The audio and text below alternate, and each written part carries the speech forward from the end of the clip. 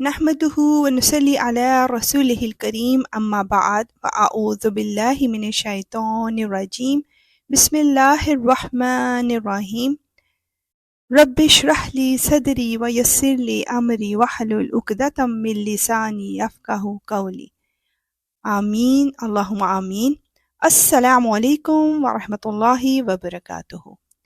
I'm sure آپ and پہ کی جانے والی دعا میں ضرور شامل ہو رہے ہوں گے انشاءاللہ۔ تو آج کا کوسچن ہے، کیا انسان کا سینہ ایک پرسرار مقام ہے؟ اس کا آنسر ہمیں ملتا ہے سورہ انعام کی آیت 125 میں۔ بسم اللہ کرتے ہیں اس کی ٹرانسلیشن کے ساتھ۔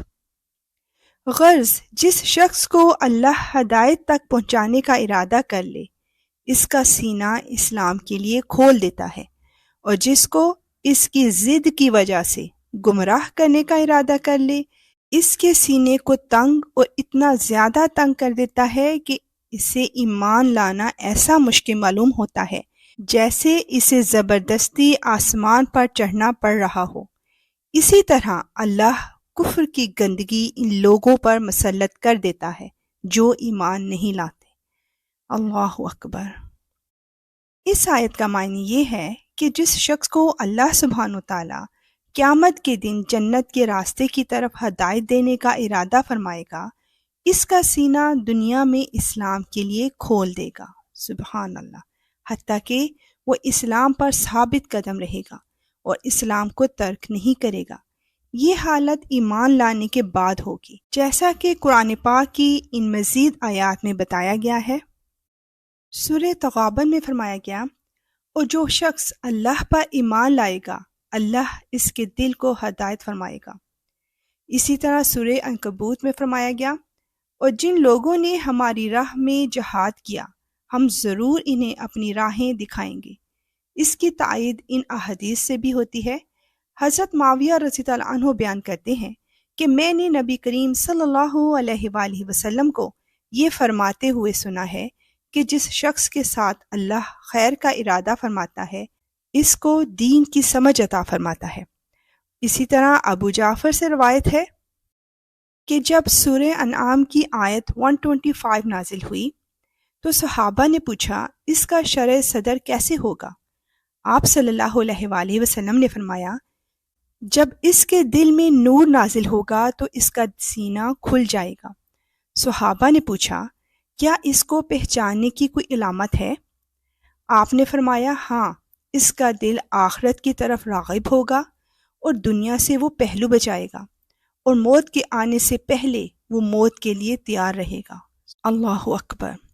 خلاصہ یہ ہے کہ ان آیات میں نبی کریم صلی اللہ علیہ وآلہ وسلم کو تسلی دی گئی ہے کہ مشرکین جو دعوت اسلام کو مسترد کر رہے ہیں، آپ ان سے رنجیدہ نہ ہوں۔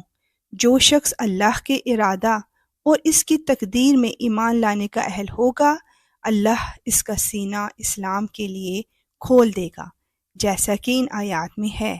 سورہ زمر۔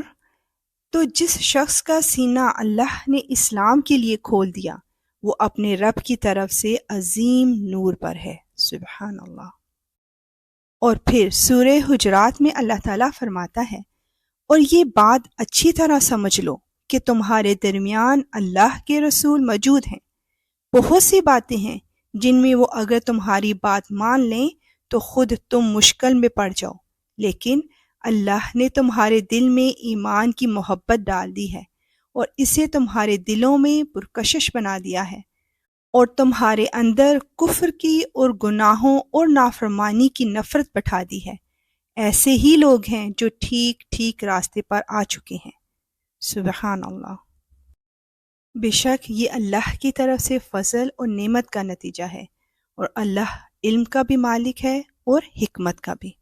اور جس شخص نے شرک، کفر اور گناہوں سے اپنے دل کو میلا کر دیا، وہ اسلام کو قبول کرنے سے اپنے دل میں شدید تنگی اور گھٹن محسوس کرتا ہے، اور کسی بھی نیکی کے لیے اس کے دل کے دروازے نہیں کھلتے، اور راہ مستقیم پر چلتے ہوئے اسے اپنا دم ایسے گھٹتا ہوا محسوس ہوتا ہے جیسے آسمان کی جانب چڑھ رہا ہو۔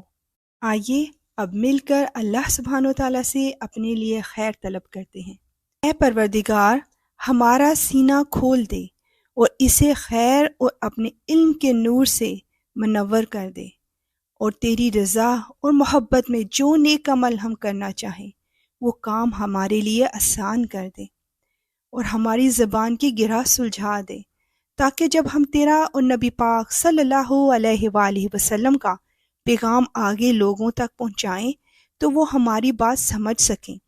یا رب، تو ہمیں اپنے ہدایت یافتہ لوگوں میں شامل فرما۔ اللہ سبحانہ و تعالی ہمارے سننے، سنانے اور اسے آگے سینڈ کرنے کو قبول و مقبول فرمائے، آمین۔ اور اب نیکسٹ ایپیسوڈ کا کویسچن، جب اللہ تعالی بات نہ کرے تو؟ ملیں گے اس کے آنسر کے ساتھ۔ اب اجازت، وآخر دعوانا ان الحمد للہ رب العالمین، سبحانک اللہم وبحمدک، اشہد ان لا الہ الا انت، استغفرک واتوب الیک۔ السلام علیکم ورحمۃ اللہ وبرکاتہ۔